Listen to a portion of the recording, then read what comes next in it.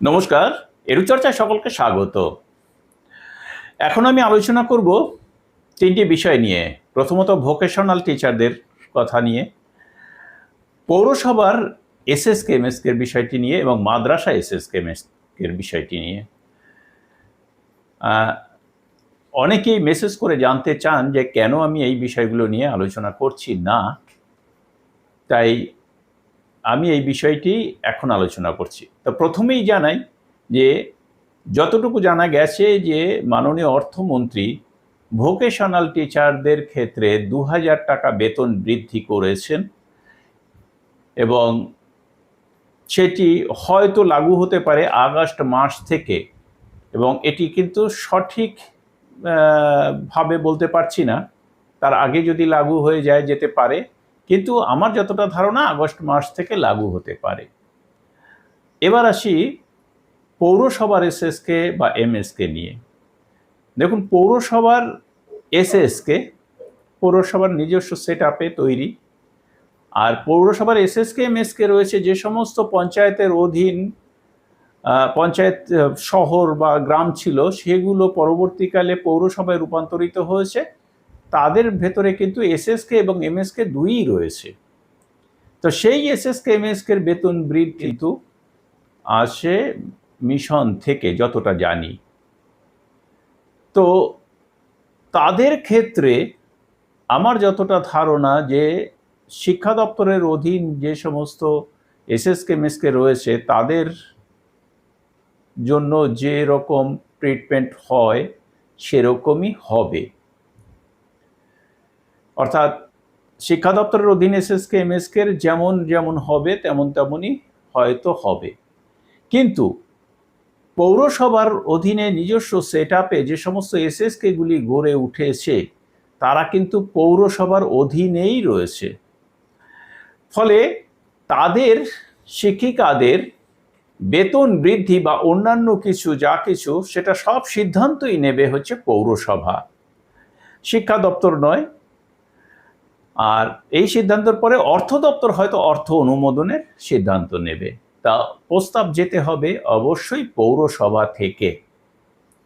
পৌরসভা থেকে প্রস্তাব গেলে অর্থ দপ্তর চিন্তা ভাবনা করে সেটা সিদ্ধান্ত নেবে। তাই এক্ষেত্রে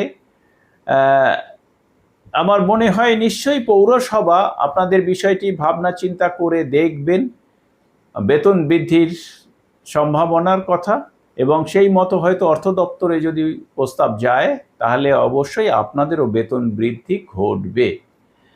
তবে আমি যতটা বুঝতে পারছি যে নতুন সরকার জাতীয় শিক্ষা নীতিতে অংশগ্রহণ করবে এবং পিএমশ্রীতে অবশ্যই যোগদান করেছে। তার ফলে অবশ্যই আপনাদের স্কুলগুলো নিয়ে কিন্তু একটা রিভিউ হবে, কারণ জাতীয় শিক্ষানীতিতে শিক্ষা থাকবে শিক্ষা দপ্তরের অধীনেই, সেরকমই কিন্তু জাতীয় শিক্ষানীতি বলছে। ফলে যা কিছু নিয়ম নীতি তৈরি হবে শিক্ষা দপ্তর থেকেই তৈরি হবে।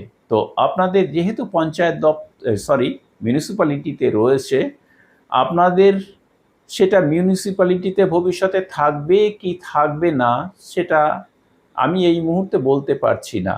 যদি মিউনিসিপ্যালিটিতে থেকে যায়, ঠিক আপনারা বলতে পারেন যে অঙ্গনারীও তো থেকে গেছে আলাদা দপ্তরের। দেখুন, সেটা শিশু কল্যাণ দপ্তরের, এটা সেন্ট্রালের প্রজেক্ট, আর আপনাদের পৌরসভায় যেটা রয়েছে সেটাও সেন্ট্রালেরই প্রজেক্ট। তবে যেহেতু সেটা প্রাইমারি শিক্ষা, তাই সেই শিক্ষা দপ্তর পরবর্তীকালে অধিগ্রহণ করবে কি না সেটা সময় বলবে। এই বিষয়ে এই মুহূর্তে আমার মন্তব্য করা ঠিক হবে না। তবে বেতন বৃদ্ধির ব্যাপারটা আগেই বললাম, পৌরসভা প্রস্তাব নিয়ে নিশ্চয়ই, অর্থাৎ পৌরসভা মানে সমস্ত পৌরসভা নয়, রাজ্যের পৌর দপ্তর, পৌর নিগম দপ্তর যে রয়েছে সেই দপ্তর সিদ্ধান্ত নিয়ে আপনাদের বেতন বৃদ্ধির যদি প্রস্তাব পাঠায় অর্থ দপ্তরে, নিশ্চয়ই সেরকম ভাবনা চিন্তা হবে। আর এবার আসি তাহলে মাদ্রাসা এসএসকে এমএসকে নিয়ে। দেখুন, মাদ্রাসা এসএসকে এমএসকেও কিন্তু ওই মাইনরিটি বিভাগের অধীনে রয়েছে। তাদের বেতন বা সমস্ত নীতি নিয়ম যা করা হয় সবটাই কিন্তু মাইনরিটি বিভাগ থেকে হয়। ফলে মাইনরিটি বিভাগ থেকে আপনাদের বেতন বৃদ্ধির যদি কোনো প্রস্তাব যায় অর্থ দপ্তরে, তাহলে নিশ্চয়ই আপনাদেরটাও সেভাবেই ভেবে দেখা হবে। কিংবা যদি মাইনরিটি দপ্তর তার নিজস্ব ফান্ড থেকেও, অর্থাৎ অর্থ দপ্তর থেকে যে ফান্ড পাবে সেই ফান্ড থেকেও যদি আপনাদের বেতন বৃদ্ধি করার মতো পরিস্থিতিতে থাকে, তাহলে অবশ্যই আপনাদেরও বেতন বৃদ্ধি ঘটাবে। তবে একটু বলতে পারি যে মাননীয় মুখ্যমন্ত্রী শুভেন্দু অধিকারী যেহেতু বলেছেন যে 7ম বেতন কমিশন লাগু হতে চলেছে আগামী বছর, তো সেক্ষেত্রে সবারই বেতন বৃদ্ধি হবে। তো যারা চুক্তিভিত্তিক রয়েছেন সেই মাদ্রাসা এসএসকেএমএসকেতে, তাদেরও হয়তো বেতন বৃদ্ধির আওতায় নিয়ে আসবেন।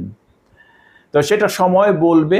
এই মুহূর্তে ডিপার্টমেন্টাল যে অর্ডার বা নির্দেশ, তার দিকে আমাদের তাকিয়ে থাকা ছাড়া কোনো উপায় নেই। তাছাড়া মাননীয় মুখ্যমন্ত্রী শুভেন্দু অধিকারী বারবার বলেছেন যে দপ্তরে যত সব চুক্তিভিত্তিক কর্মচারী রয়েছেন তাদেরকে রাখা হবে না, তাদেরকে ঝাড়াই বাছাই করে পার্মানেন্ট করে দেয়া হবে। মাদ্রাসা এসএসকেএমএসকের যে সমস্ত শিক্ষক বা কর্মচারী রয়েছেন তাদের জন্য একটা ভালো কিছু হবে, এটা আমরা আশাই করতে পারি। তো যাই হোক, এখন এই পর্যন্ত। সকলকে ধন্যবাদ জানিয়ে শেষ করছি। ভালো থাকবেন, সুস্থ থাকবেন।